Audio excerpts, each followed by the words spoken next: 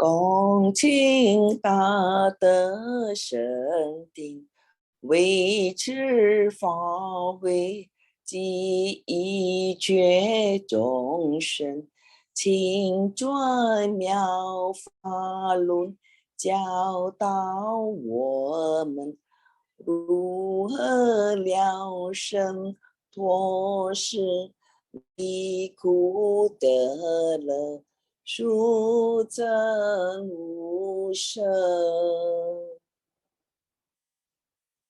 Word Sangha with great virtue out of compassion for the sake of this assembly and all living beings. Please turn the wonderful Dharma wheel to teach us how to live suffering and attain bliss and end birth and death and quickly realize non-birth.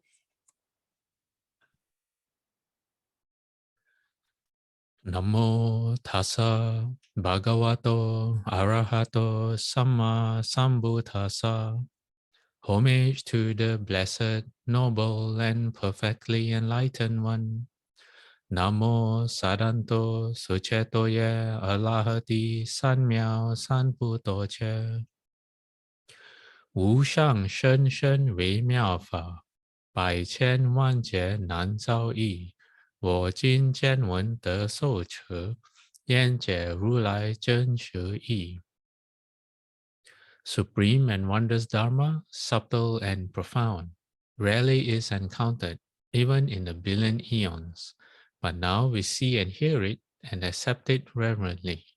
May we truly understand the Buddha's actual meaning.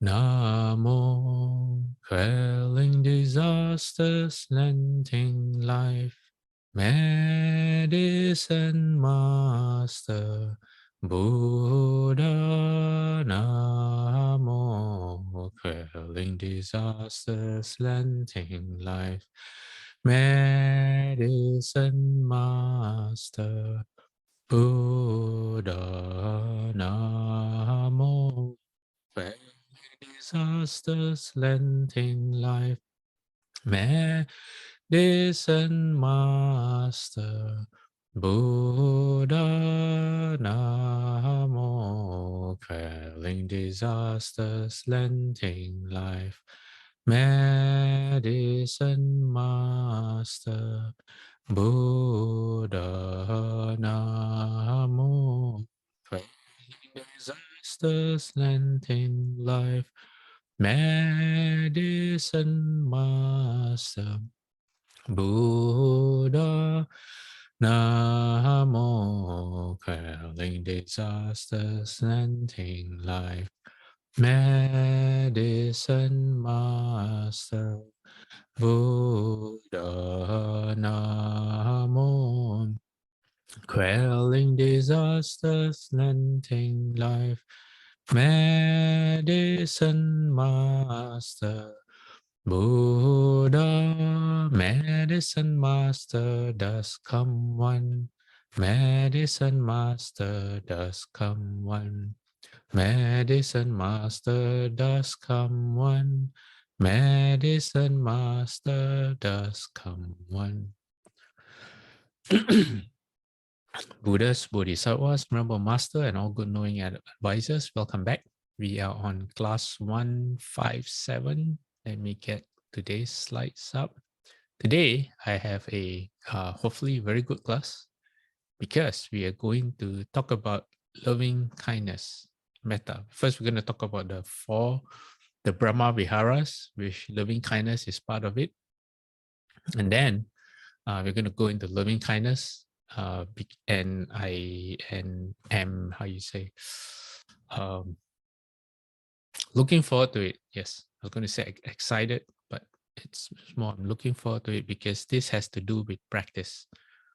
Yeah, it's not so much theory, but actual practice. But first, before we get there, we have to finish the story or the sutra. Actually, it's a sutra. Yeah, I mean, sutras are kind of like stories, some of them, but this is a sutra about Baka, the Mahabrahma that we didn't get to finish last week. So let's get on to that, and then we can get on to loving kindness. Okay, so wait, before we begin, I know Lai Chun has a question. Anyone else has a question for today? Okay, if not, you can just type it into the chat box if you don't want to unmute your microphone. Okay, so where we left off was last week when the Buddha realized that the Mahabrahma, Lord Brahma, God Brahma, and this particular Mahabrahma, his name is Baka. You have to remember that there are, let me see, you have, I think there are about either 1,000, at least 1,000 Mahabrahmas in Shakyamuni Buddha's land. So there are sometimes when you might encounter different Brahma gods. Sometimes they are Mahabrahmas themselves. They are the Lord of the Brahmas. And that's why they have different names. There's not just one particular Mahabrahma. Anyway, this one his name is Baka, and he was telling the Buddha, where we ended last week, he was telling the Buddha, because he became Mahabrahma before the Buddha existed, okay? Because his lifespan is very long. So when the Buddha came to him, and the Buddha told him that, everything is impermanent, everything is subject to change, and even you is subject to rebirth.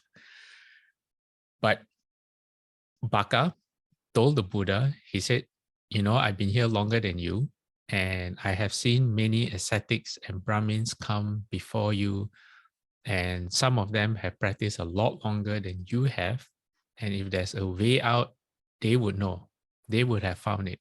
And so I can tell you, Lord Buddha, that there is no way out. Okay. So why does he not know the Buddha's spiritual level? Or why does he not recognize the Buddha for who he is?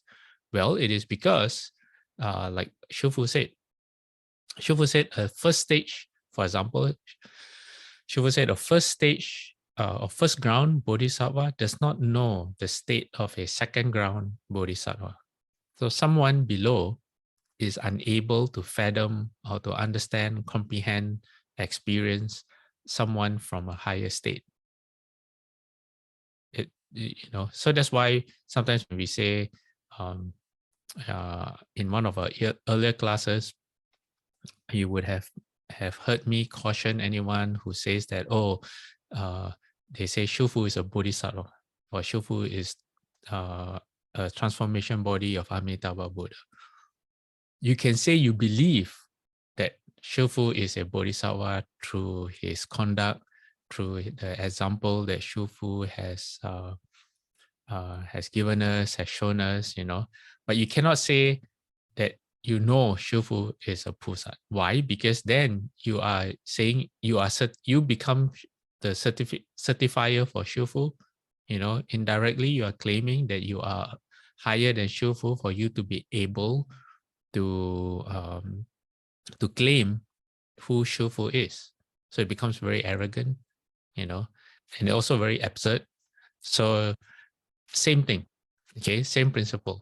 All right, so that is why Baka the Mahabrahma, he's not being disrespectful to the Buddha. He's just telling the Buddha what he knows from his own experience.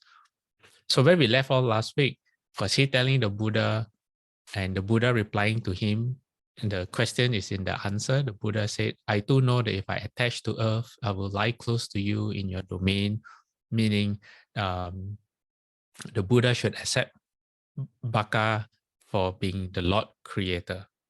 But then the Buddha asks back, he says, but in what way do you understand my range and my light? So the Buddha is telling Baka, I understand how powerful you are, but do you understand my range, where my state?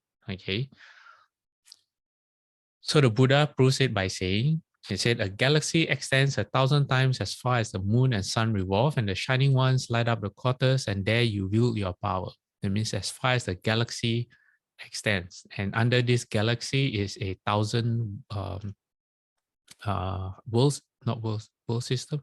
It's 1,000, 1,000 world systems. That's the how far Mahabrahma can see. So Mahabrahma can look down and see 1,000 Jambuvipas, which is our continent, 1,000 Mount Sumerus, and he can recite over 1,000 Lord Chakras.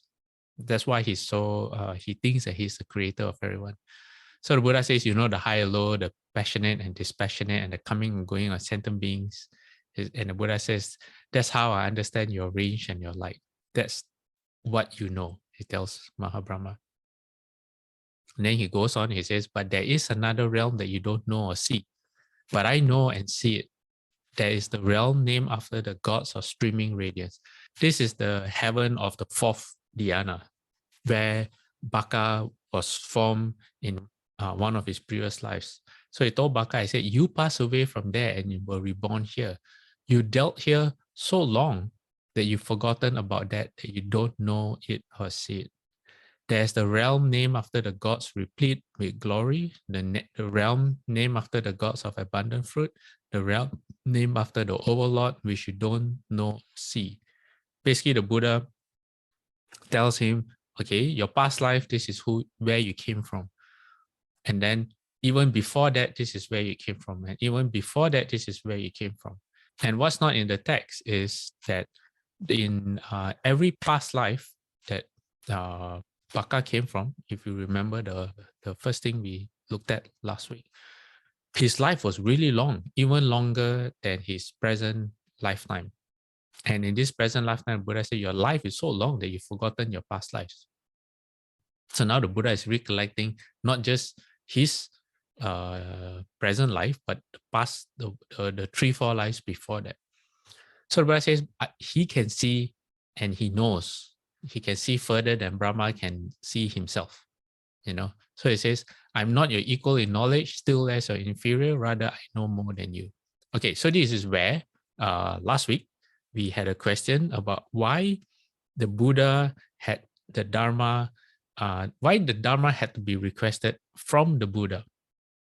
What did I say? Why the Dharma had to be requested from the Buddha by one of the Brahma gods, right?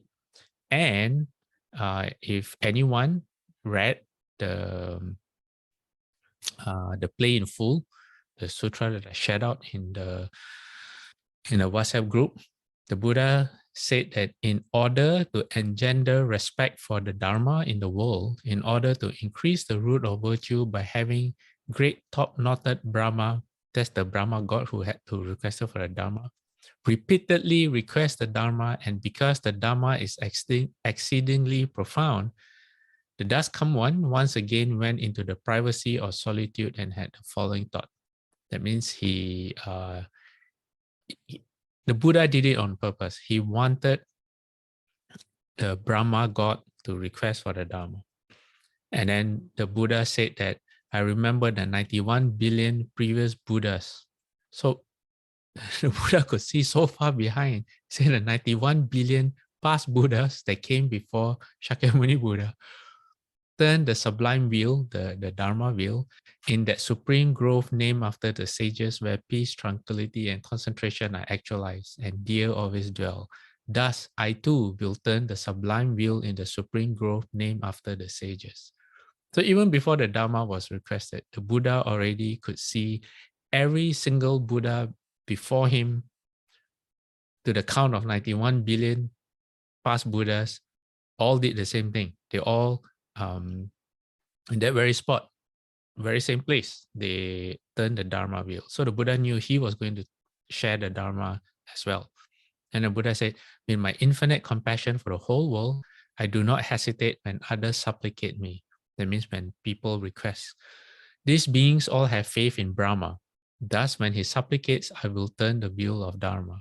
It would only be suitable to bring forth this Dharma of mine if Brahma were to fall at my feet, supplicating me to explain the stainless and sublime Dharma and if there were intelligent beings of good disposition. So basically, the Buddha became the Buddha. Okay, no one knew who the Buddha was at that time, but everyone knew Lord Brahma, at least everyone in that area of India. Everyone knew Lord Brahma was the supreme God, the supreme creator. And so, if suddenly the, how you say,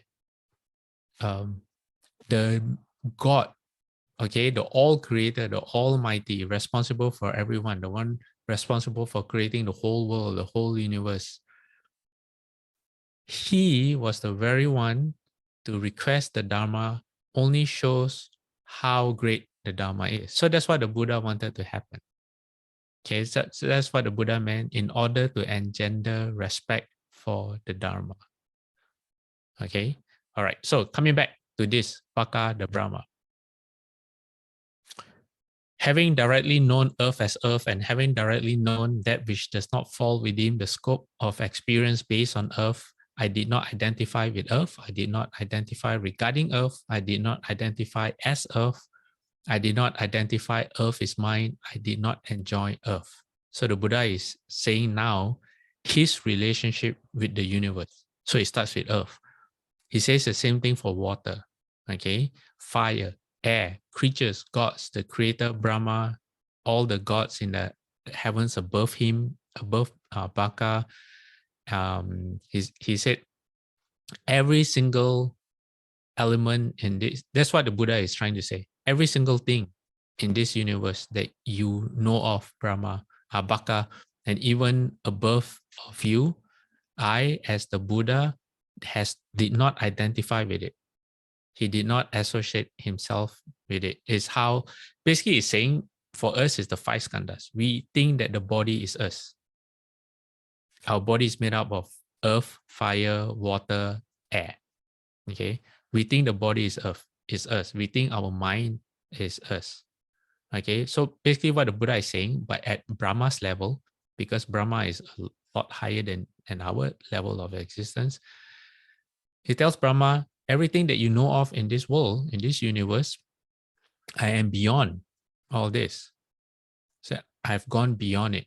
Not like you're still bound by it, but I have gone beyond. So he says, so Brahma, I am not your equal in knowledge, still less your inferior, rather I know more than you. Then he goes on to say, consciousness that is invincible, infinite, entirely given up, that's what is not within the scope of experience based on earth, water, fire, air, creatures, gods, the creator, Brahma, the gods of streaming radiance, etc., etc., and the all. And the all means all the levels of existence within samsara. So he says his consciousness is not that. Then the Buddha proved to Baka, he said, so I said to him, well, look now, Brahma, I will vanish from you. So the Buddha performed a trick. And he did. And then he used his psychic power to will that his voice would extend so that Brahma, his assembly, and his retinue would hear him, but would not see the Buddha. And while invincible to Brahma, okay, basically Brahma thinks that there's nothing that can escape Brahma. Okay, that's how his perception of his own reality is. Okay, he is the creator of the entire universe. Okay, he thinks there's no one more supreme than him. Okay, so the fact that the Buddha could disappear from Brahma's sight, but still make his voice visible, is a big deal. Okay, as far as Brahma is concerned. Okay, because no one else can do something like that. So the Buddha said, seeing the danger in continued existence, that life in any existence will cease to be. I didn't welcome any kind of existence and didn't grasp at releasing. Okay. Then the Baka told the Buddha, I said, Gautama, we 72 merit makers are now wielders of power, having passed beyond rebirth and old age. So he still thinks that he's beyond death, old age and death. This is our last rebirth as Brahma knowledge master, and now many people pray to us. But Baka, the lifespan here is short, not long, though you think it's long. I know your lifespan is one kalpa Brahma. So the Buddha tells him that your lifespan is only one kalpa. It's not long at all. And then Baka is still not convinced. He says, I am the one, I am the one of infinite vision who has gone beyond rebirth and old age and sorrow. What precepts and observances did I practice in the past? Explain to me so that I may understand. So Baka still holds the thinking that he's supreme being of all, but he knows he is, how you say, he knows that there's this so-called supreme being. He doesn't remember what he did to gain this position of his. So he asked the Buddha to explain to him. And then the Buddha said, you gave drink to many people who were oppressed by thirst and heat. When people at Deer River bank were seized, you released the captives as they were led away. When a boat on the Ganges River was seized by a fierce dragon desiring human flesh, you freed it wielding mighty force. And then there's something personal between the Buddha and Baka. Buddha said, I used to be a servant named Kappa. You thought he was intelligent and loyal. And the Buddha said, that's the precepts and observances you practiced in the past. I recollect it like one who has wakened from sleep. So the Buddha says, you know, even all these past lives that you have, I recall, although you don't. So let me see. I have individual stories about every one of these things that Baka did. For example, giving drink, saving people at the river. You know what? I'll share just one. Okay, I'll share just one, and then if we have time, I will share more because I think the Brahma Viharas are a lot more useful. Because if we just keep on doing stories, it'll never end. Okay, so I'll just share one. So this first one, he gave drink to many people who were oppressed by thirst and heat. So the story is like this. So Baka used to be a hermit practicing austerities, and he was in the desert.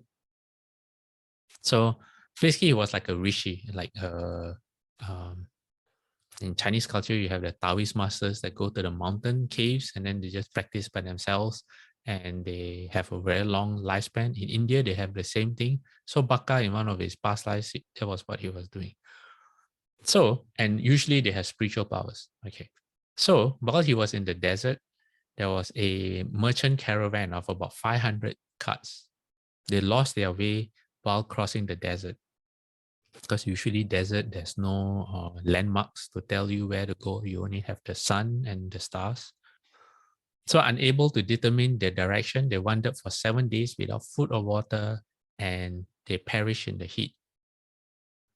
So thinking that they were all going to die, they released the bullocks that were pulling they released the oxen who was pulling the carts, and they all went under the carts for shelter, and they were just waiting to die. So Baka saw them, and a thought of compassion arose in him, and he said they will not die under his care. So he used his spiritual powers, and he diverted river, the Ganges River. At that time, we call it the Ganges River. By that time, it might have a different name because this was a totally different time, a long time ago. And not did he just divert the river to where this caravan was, but he also created a jungle so they could find food and grass for their oxen. Yeah, so they were safe. Yeah, they were safe. They found out the direction that they were able to travel in, and they were able to carry on to their destination safe finally. So this is just one of the things that Baka did that the Buddha said gained him the merit to be born as who he was right now. Yeah. So there are 3 other interesting stories, but we will keep them maybe for another time. Let's see. Okay, moving on. So Baka then replied, he said, you certainly understand this lifespan of mine and others too, you know. That's why you're the Buddha, and that's why your blazing glory lights up even the Brahma realm. So I think this is Baka's way of acknowledging the Buddha's superiority. So he's no longer, he doesn't see himself as the main supreme being anymore. Okay. All right. Now let's move on to the Brahma Viharas. What are the Brahma Viharas? Brahma Viharas are also known as divine abidings, or the highest religious state. And it is 4 meditation topics, okay, that's used for the cultivation of tranquility, calming the mind down. The first one is loving kindness. Oh, what is that?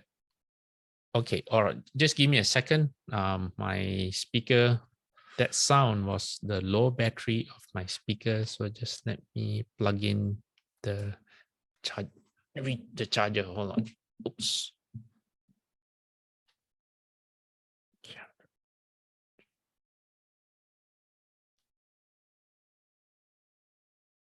Okay, done. Sorry.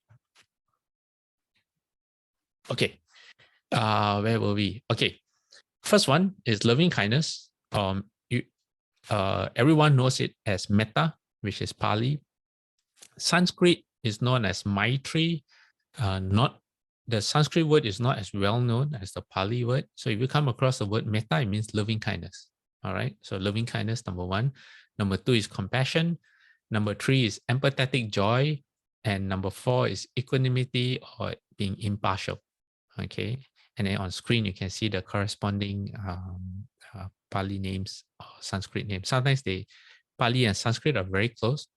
So karuna is the same in both Pali and Sanskrit, as well as mudita for empathetic joy. Okay. So what do they do? Well, the 4 of them, if you use as objects of meditation, okay, or you use as qualities to mold yourself by, they counter certain unwholesome states of mind. For example, if you have loving kindness, you will not have thoughts of hostility, ill will, hatred, or anger. So the practice of loving kindness will eliminate those unwholesome habits in you. Yeah. Compassion will overcome anyone being cruelty, as well as harmfulness. Empathetic joy, I like to call it as happiness insurance. Why happiness insurance? Empathetic joy is something that when you see someone who has something that, someone who's better than you, someone who gets something you think you deserve, someone who is maybe, okay, someone without empathetic, okay, let me put it this way. Someone without empathetic joy will feel envy, jealousy, and will feel dissatisfaction. So it means someone get a promotion instead of you and you get upset. Someone has a bigger house or your neighbor has a better car and it makes you feel inadequate. But if you have empathetic joy, their joy becomes your joy as well.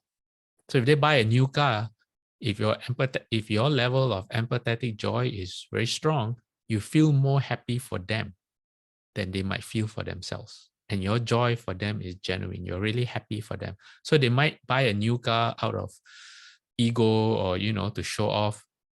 So they're not really happy. But because you have empathetic joy, you feel more happy for them that they have a car, and maybe they then, if their purpose of buying a car was to show off and make other people jealous, then when they see you happy, they get really confused. So that's why I call it insurance, happiness insurance. No matter what happens, you're always happy for yourself and for others. Then finally, there's equanimity or impartiality. And that, interestingly, combats against attraction and aversion. That means feeling desire for something or aversion away from something. And it also stops you from requiring the approval of others. You don't care how other people feel, provided you conduct yourself well. Other people's opinion of you doesn't matter. And that's very useful, especially now in the age of social media, where how you say, there are certain ways that you can open yourself up to anyone's comments about you,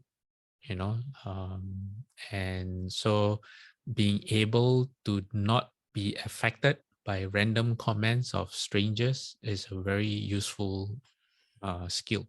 Yeah. Okay. Moving on. So right now, what we're doing is we're just covering the Brahma Viharas in general. Okay, we're just skimming through, and then we will go deeper in the practice of each one. Okay. All right. The Brahma Viharas are not only principles of conduct and objects of reflection, but also as subjects of methodical meditation called Brahma Vihara Bhavana. The Bhavana means being. Bhavana means, let me see. Bhavana means a state of being, a practice. So Brahma Vihara Bhavana literally means you become the state of the Brahma Viharas. Okay. So the meditative development of the sublime states, the aim is to achieve the meditative absorptions of dhyana or chan. So the first three, loving kindness, compassion, and empathetic joy, can get you to the first to third stages of dhyana. And then if you want to progress to the fourth stage of dhyana, that's where you have to develop equanimity.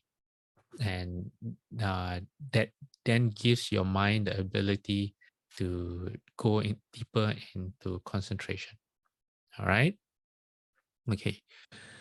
Now there's a monk called Nyanaponika Thera, and he wrote a bit about the four sublime states. So I thought he did a very good job. So I'm just going to share it. He said these four attitudes are said to be excellent or sublime because they are the right or ideal way of conduct towards living beings. They provide, in fact, the answer to all situations arising from social contact. Okay, what this means, if you want it to make sense, is that you think about the people who naturally you are important to you in your life. You care about their happiness. You care that they are taken care of. You care that their well-being is looked after. That people look after them. If you examine your feelings towards these people, you definitely find the first three. You find that you have a natural attitude of loving kindness towards them. That means the wish that they're happy. You will have compassion against them. Compassion means that when they undergo any form of affliction or suffering, you wish that they would not. You want to remove the suffering from them. Okay. And then whenever they're happy, you are happy. You never get jealous. So if something good happens to these people, it increases your happiness for them, and it increases your own happiness as well. Okay. So that's what it means. Okay. So they are the great removers of tension, the great peacemakers in social conflict, and the great healers of wounds suffered in the struggle of existence. They level social barriers, build harmonious communities, awaken slumbering magnanimity long forgotten, revive joy and hope long abandoned, and promote human brotherhood against the forces of the ego. Okay. For example, if you ever want to look for a teacher or role model or mentor, it is always a good idea to see if they have feelings of loving kindness towards you. That means that your happiness is important for them. Because if not, then they might they might force you to do certain things because it is they think it is good for you, but it may not be. They don't care about your happiness. They think that the end justifies the means. So they might put you in certain, they might give you certain advice that they think is best for you without concern for your well-being. Yeah. If that makes sense. Yeah. Okay. So the Brahma Viharas are incompatible with a hating state of mind. And in that, they are akin to Brahma, the divine but transient ruler of the higher heavens in the traditional Buddhist picture of the universe. So we're talking about Lord Brahma here. In contrast to many other conceptions of deities, East and West, who by their own devotees are said to show anger, wrath, jealousy, and righteous indignation, what are these? You don't have to discuss that here. Brahma is free from hate, and one who assiduously develops these four sublime states by conduct and meditation is said to become an equal of Brahma. So in the previous classes, I've said that the inhabitants of the first three heavens of the first dhyana,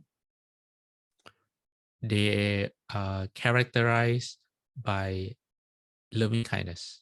They want all beings to be happy. They don't have any hatred or ill will. So even if you scold them or you're very critical of them, they will still wish for your happiness. Yeah. So the Brahma Viharas are known as the abode of the gods, but not the gods of the normal heavens. These are the gods of the heavens of the first dhyana and above. And he says, if they become the dominant influence in his mind, he will be reborn in congenial worlds, the realms of Brahma. Therefore, these states of mind are called godlike or Brahma-like. They are called abodes, which is the word vihara, because they should become the mind's constant dwelling places where we feel at home. They should not remain merely places of rare and short visits, soon forgotten. So it's not like you take a vacation to Brahma Vihara land, you go visit your grandmother or your someone you care for, and you have you have compassion, loving kindness, empathetic joy. But once you leave, then all those leave you as well. So that's not the practice. Okay, so the practice is that as a vihara, it should be your dwelling place all the time. There should be your foundation of your practice. So in other words, our mind should become thoroughly saturated by them. They should become our inseparable companions, and we should be mindful of them in all our common activities. Basically, the four Brahma Viharas are the four foundational practices for monks and nuns. So if you see a monk or nun without at least like loving kindness for people, there's there's a huge, it doesn't, I don't mean that they have to show loving kindness, but you can kind of tell. And so without loving kindness, there's usually a huge misunderstanding about their practice, about where the foundations of their practice, because without loving kindness, you can't get into the first dhyana. There's no Chan. Okay, you are a Chan monk, okay, because Shufu is a Chan patriarch. Without loving kindness, that you don't have to talk about Chan or concentration or proper samadhi. That there's no hope for you, according to the Buddha sutras. There's no hope for you to enter the first dhyana if you do not develop loving kindness as a practice. Yeah, that's how important loving kindness is. That's why it's a foundational practice. Okay, because if you can't get into like first dhyana, you have no, you don't even talk about ending birth and death. You're just you're just not there. Yeah, it's like you want to play tennis, but you don't even have a racket. You can wish all you want, but you're not going to get anywhere. So okay, so Nyana Ponika Thera continues, says, generally speaking, persistent meditative practice will have two crowning effects. First, it will make these four qualities sink deep into the heart so that they become spontaneous attitudes, not easily overthrown. So you do it so often that you start to embody loving kindness. Okay, that means as a practice, the habit of loving kindness becomes ingrained in you. The seeds of loving kindness, when spontaneously they will appear. That's how many seeds of loving kindness you plant. Said second, it will bring out and secure their boundless extension, the unfolding of their all-embracing range. What does this mean? Okay, later we'll come to that when they talk about all the different directions when you expand your loving kindness. We'll come to that. He goes on to say, in fact, the detailed instructions given in the Buddhist scriptures for the practice of these four meditations are clearly intended to unfold gradually the boundlessness of the sublime states. They systematically break down all barriers restricting the application to particular individuals or places.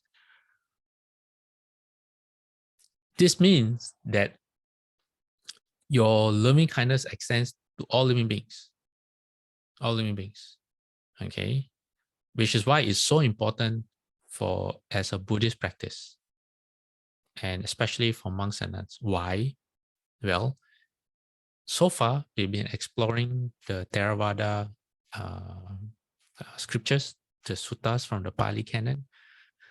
But if you look at our Mahayana sutras, okay, or our three great Mahayana vows, the first of which is I vow to save all living beings. If you don't have loving kindness as your everyday attitude, ingrained in you after years and years of practice and meditation, so the longer you have left home, the greater the example of loving kindness you should be. Okay, according to the teachings of the Buddha, that's just how it's supposed to be. There's no you can't justify any other point of view. Let's put it this way. And when you look at the Mahayana vow of I vow to save all living beings, especially Mahayana monastics or Mahayana lay practitioners who have taken the Bodhisattva precepts, then it starts to make sense. Okay, loving kindness, how important as a practice it will be. And then later today, not today, I mean later, I hope we I hope we have time. We do it next week. We're going to look at Guan Yin Pusat, okay, and how loving kindness and the Brahma Viharas are synonymous with Guan Yin Bodhisattva, and not like synonymous with Guan Yin Bodhisattva. That's her problem. That's her practice.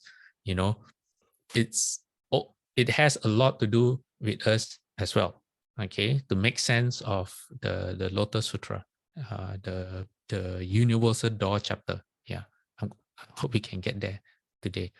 Okay, so in the meditative exercises, a selection of people to whom the thought of love, compassion, or sympathetic joy is directed proceeds from the easier to the more difficult.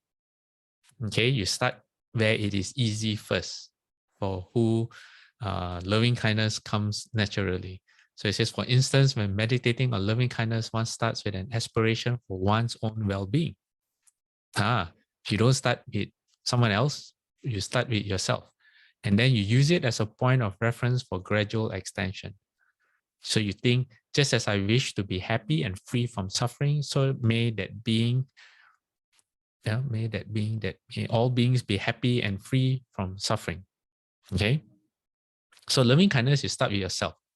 You wish for your own happiness first, because you too deserve happiness. And if you're not happy, if you're miserable, you can never wish for others to be happy. You can go try it out.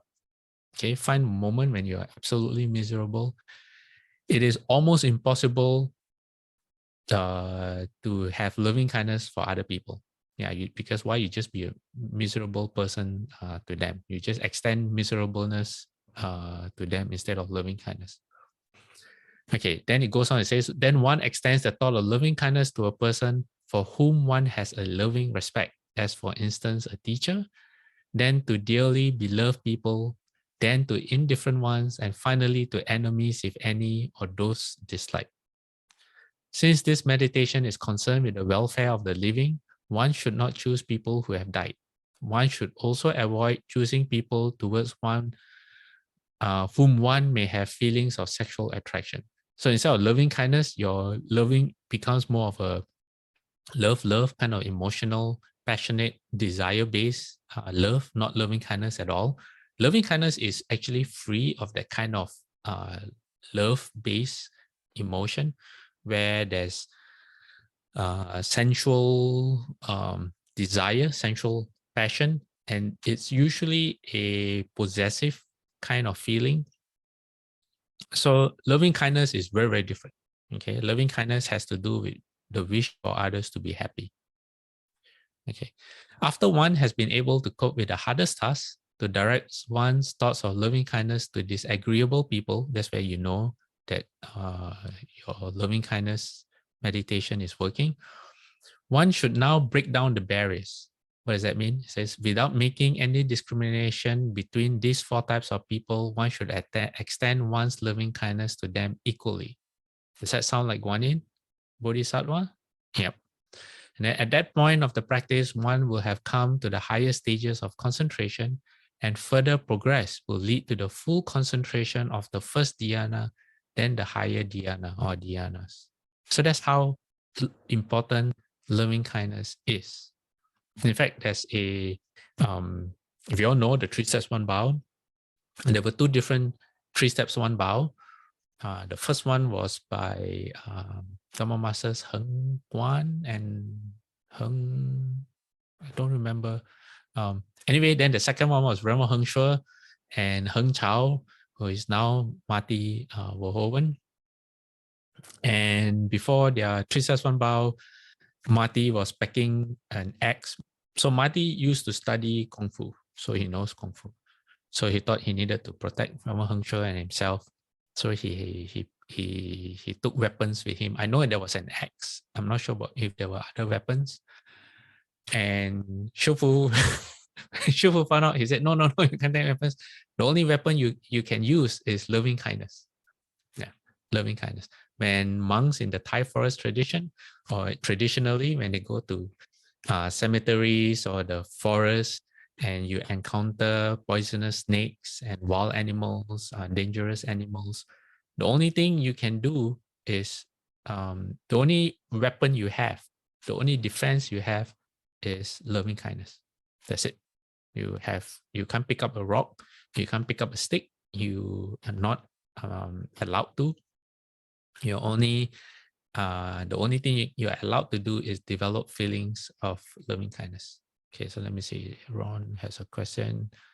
Is this statement true? Brahma Vihara is a kernel of Buddhist belief. Without this belief, one is outsider to the true practice of Buddhism. Yeah, you can say that, because you can you imagine practicing precepts without the Brahma Viharas?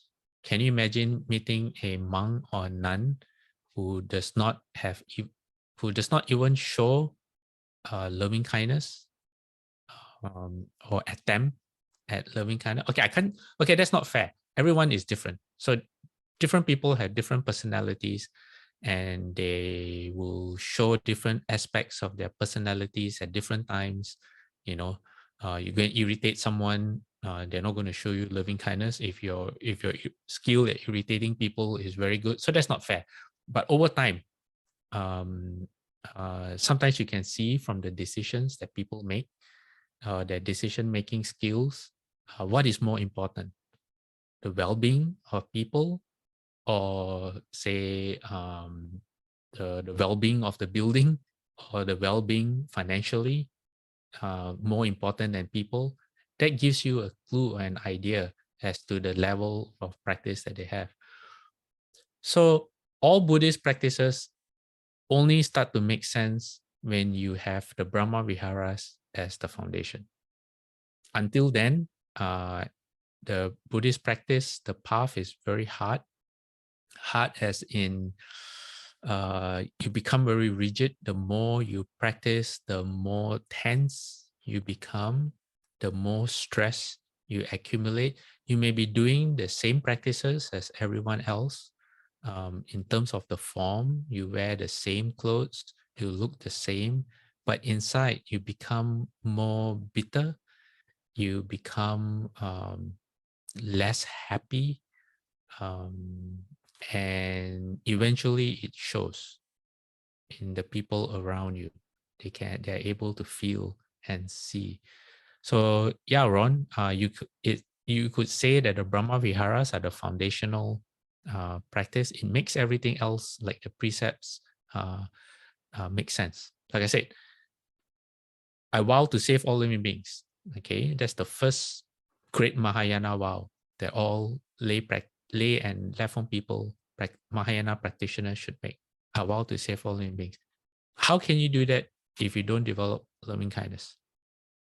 No way. It doesn't make sense. All right. Okay. Ron says, seems so unattainable. It's not, because let me go back to the practices. So for loving kindness, okay, Ron, it says, when meditating on loving kindness, one starts with an aspiration for one's own well-being. So you start with yourself. How unattainable is that? Okay. And then once you can, admit that you also want to be happy, and okay, how you do that, we'll come to the actual practices later.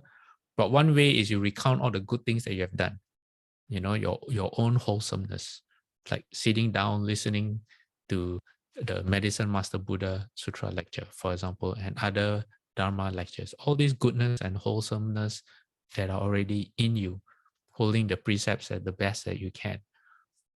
Those things should make you feel good. And that's what loving kindness is, feeling good about yourself and making yourself happy. Then you extend it to people who you already have a natural affinity for loving kindness. Right? This can be real people, or this can be like the Buddha. So there is a step-by-step practice. You don't just sit down and suddenly develop loving kindness for the entire universe like Lord Brahma. That's not how you do it. You do it step by step. Yeah. And you don't go to the next step if you haven't completed the first step, because if not, it's like vowing to save all living beings without developing loving kindness. Okay. All right. So don't think about loving kindness for other people if you haven't developed loving kindness for yourself first. All right. Okay, then moving on, we've gone through this. Let me see, should we go through this? I'll just read this. It says, the same principles of practice apply to the meditative development of compassion, sympathetic joy, and equanimity. So it's the same process. Once you go through one, then you just go through the rest in the same way. Then it says the ultimate aim is to produce a state of mind that can serve as a firm basis for the liberating insight into the true nature of all phenomena. Wisdom. Okay, this means how you get wisdom as being impermanent, liable to suffering, and unsubstantial. A mind that has achieved meditative absorption induced by the sublime states will be pure, tranquil, firm, collected, and free of coarse selfishness. It will thus be well prepared for the final work of deliverance, which can be completed only by insight. Okay. And then there's a spatial component to the exercise. They talk about the different directions. So it says the practice starts with those in one's immediate environment, such as one's family, then extends to the neighboring houses, to the whole street, the town, country, other countries, and the entire world. In pervasion of the directions, one's thought of loving kindness is directed first to the east, then to the west, north, south, the intermediate directions, the zenith, and the nadir. One always identifies himself with all beings while keeping himself free from hatred and ill will. So as you're doing all this, if you're getting better in your practice and you're extending loving kindness towards the excuse me, towards the different directions, it's not about the directions, okay? It is about the people in the directions. So while you are contemplating your loving kindness radiating out, it has to have an effect on people, okay? Because if not, it doesn't make sense. In empty space, there's no one for you to be loving and kind to, okay? So it's about the people in those different directions. Then as you do this, okay, you're actually becoming like Kuan Yin Bodhisattva. Why? Because it's non-exclusive. When it's called boundless, okay, it's transformed into the four boundless states or the four immeasurables or the four limitless qualities. It means you don't judge. There's no discrimination towards people. You have no preferences, or you're not prejudiced against certain types of people. There's no one who's your favorite. or anything like that. So there's no racial barriers, religious, class, you know, how we normally see people. All those should fall away. So you become like Guan Yin. Okay. So that's why it's so important when you say, I vow to save all living beings. Okay, so we're running out of time. Next, what I have for you is a very famous sutra. It's called The Buddha's Words on Loving Kindness. And we will do this next week because I have a question to answer. But I will share a sneak preview. Okay, where's my file? Hold on, let me get my file. I will share a sneak preview for next week. Okay, I have a recording of the Abhayagiri monks.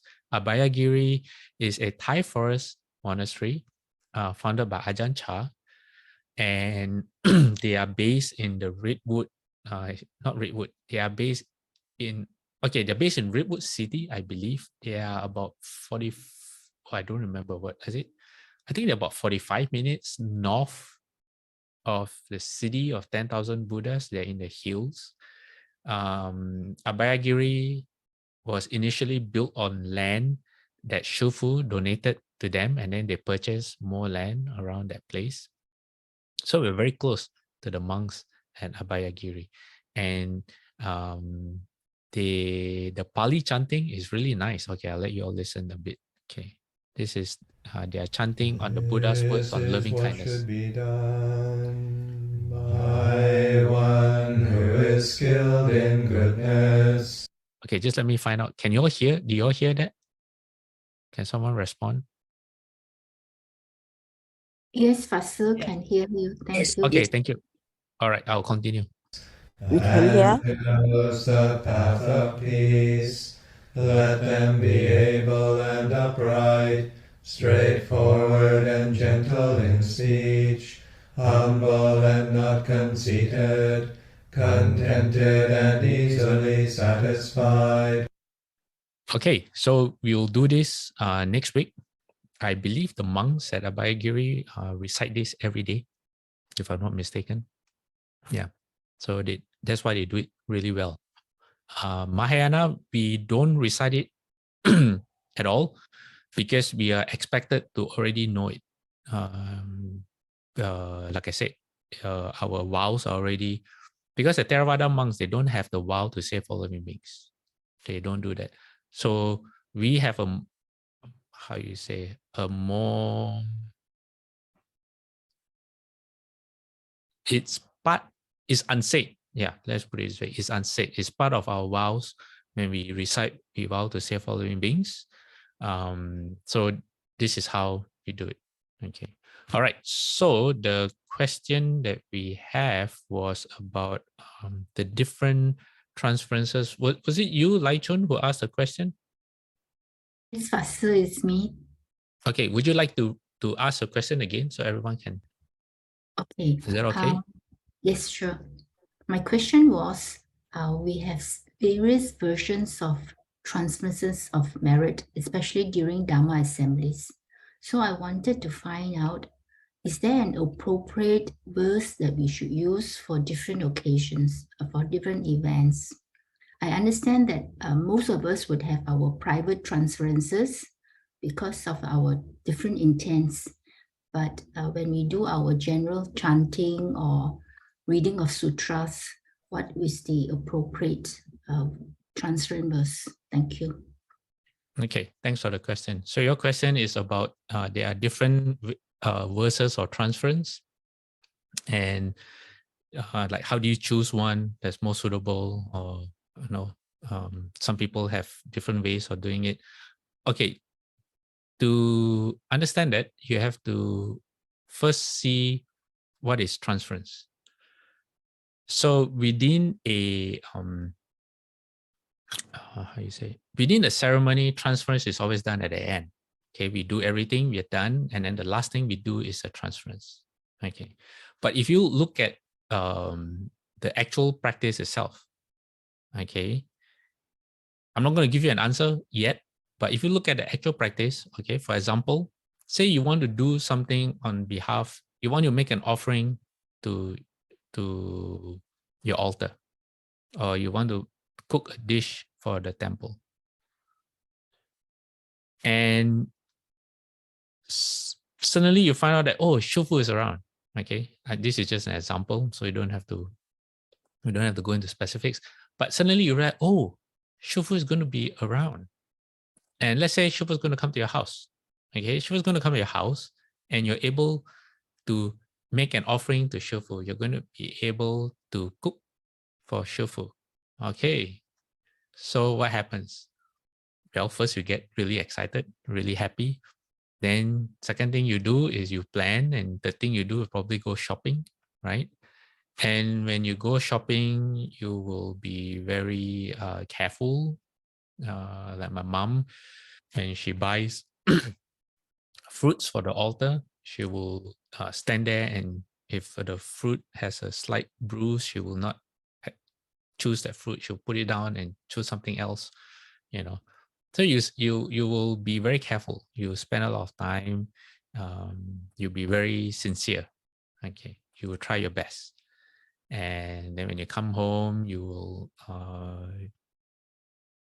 do everything that you feel is necessary to prepare a meal to show your reverence for Shofu. Okay, and then after you after everything is done, okay, do you have to transfer merit? Well, if the transference of merit is it, what is transfer of merit? Transfer of merit is your intention. Why are you doing something? Okay, so when you do something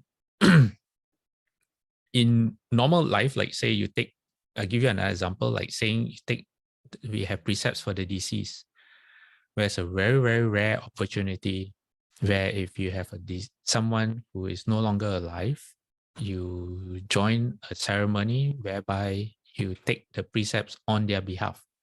No, you stand in on their behalf. They take the precepts, but physically you stand in on their behalf. So for a lot of people who have done it, sometimes you have to buy a plane ticket because you fly to a different country to join. It's not offered all the time. I think in DRBA only Rama Heng Shuo performs this precepts for the DC. So when he was in Australia and he performed it, a lot of people flew to Australia, especially for this. So when you book your ticket, when you register, you're very clear who you're doing it for, right?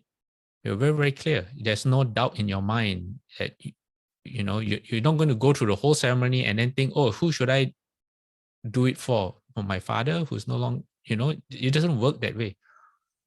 So transference of merit is just a way of reminding you of your intention.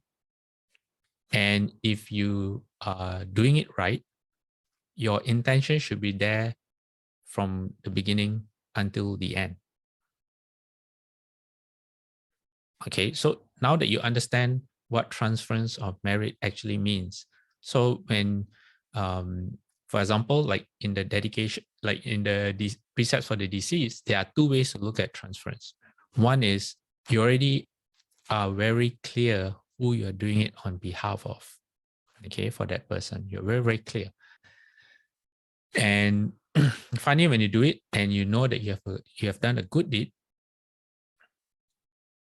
you can also say that the reason I'm doing this or creating this merit is because I want to transfer the merit to the Pure Land.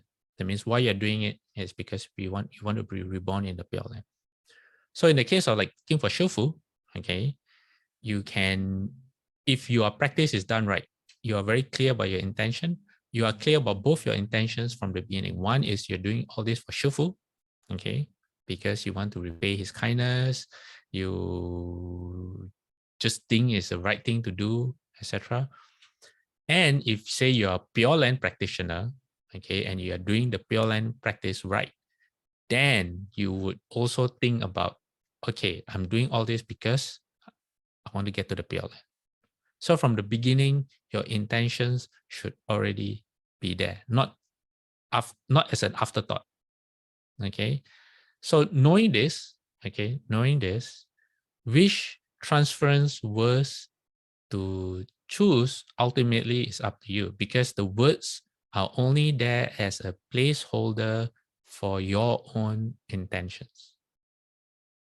So sometimes certain verses speak more to you, they make more sense to you. Sometimes another verse does, sometimes it depends. For certain things, this verse might be better. For other things, that verse might be better. For certain ceremonies, you feel that this verse is more appropriate. Then, it's up to you. There's no hard and fast rule. But at the same time, okay, you must also know your intentions from the beginning. Don't just wait until everything is over, then start to think, oh, you want to transfer merit and what you should transfer merit to. Then it's not very sincere. Okay, that's like giving shofu like your leftovers or something, or cooking what you like to eat instead of what you think shofu, what might be most suitable for shofu. It's not very sincere, right? Yeah, I know it's not a perfect example. In my mind, it was, but articulating it now it doesn't seem so great. But I hope you know what I mean. All right. Any more questions, or does that answer your doubts or your questions, Lai Chun? I know it's not easy for you. Sydney is very late at Sydney right now. No worries. Yeah, I understand. I understand what you said, because like I mentioned, we also have our personal dedication. So I understand that. Thank you. Okay. While we are at it, yeah, I noticed when we say the Surangama mantra, the verse of transfer, or rather it says verse of dedication, is to the Dharma protecting dragons, the gods, the mountain and river spirits, and the guardians of the Sangharama. This is the only difference in content compared to most of the other transferences of merit. Yes, because the Shurangama mantra, a huge part of it, what you're reciting are their names. Yeah. So Yes. you have to be mindful of them. If you are reciting it and you know it's their names, and then so that already forms part of your intention, like I said from the beginning. So like if you recite great compassion mantra, it definitely has something to do with loving kindness, compassion, one in. So those already form your intentions from the beginning. So in the case of the Shurangama mantra, it would be there's a category, they call it the great the great eight pantheons of Dharma protecting spirit, something like that. There's a title, there's a category given to them. Yeah. And that's why for certain like repentance ceremonies, then depending on the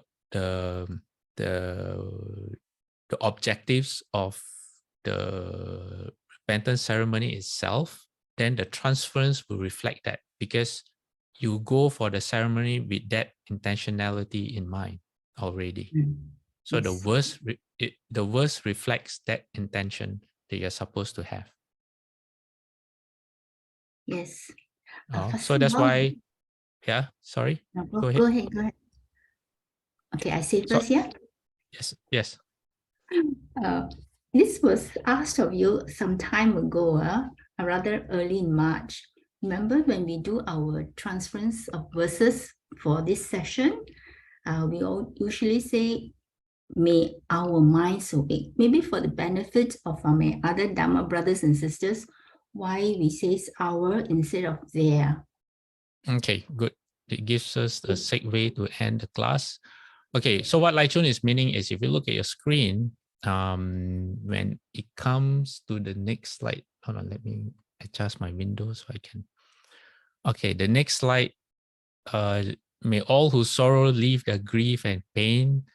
I will usually say may all who sorrow, in the middle, dispel the darkness of their endless night. I will say dispel the darkness of our endless night instead of their. Is that what you mean, Lai Chun? Yes, and the previous slide is on the second last line. Previous slide. may our minds awake, okay, to great compassion. So instead of their is our. Why I say our is because we include ourselves. It's like the practice of loving kindness. You start with yourself, right? So as we do this, if we can't awaken ourselves, we cannot help other people awaken. So in this dedication of merit, why I changed their to ours is because we include ourselves in this intention, which is accurate. Because why you come to class, you know, why do you listen? First, to learn the Dharma, put it into practice, be able to benefit and reap the benefits. Then you can help other people, other living beings, right?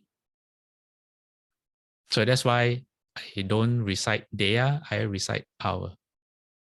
Does that make sense? Yes, very much so. Thank you. Amitofo. Okay. All right. So what Lai Chun did is like the sutras, always, they already, the beings who ask the Buddha questions, like sometimes Shariputra, or like the Bodhisattvas, they already know the answer, but they say for the benefit of everyone, they ask again. Yeah. Okay, let's do dedication of merit.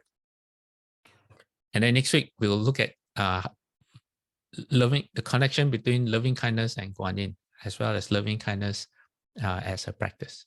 All right? Okay. May every living being, our minds as one. Okay, there you go, our minds. Even in the second line, it says our minds. It doesn't say their minds. It includes us. Okay, sorry, let's start again. May every living being, our minds as one and radiant with light, share the fruits of peace with hearts of goodness, luminous and bright. If people hear and see how hands and hearts can find it, giving unity, may our minds awake to great compassion, wisdom, and to joy. May kindness find reward. May all who sorrow leave their grief and pain. May this boundless light dispel the darkness of our endless night. Because our hearts are one, this world of pain turns into paradise. May all become compassionate and wise. May all become compassionate and wise. Okay, let's do 3 bows to the Buddha. But let me... Okay. Second bow. Third bow. Half bow. Bowing respect to the Venerable Master.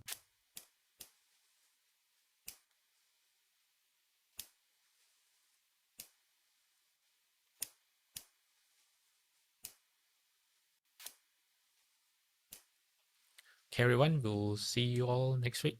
Amitofo. Thank you, Dhamma Master.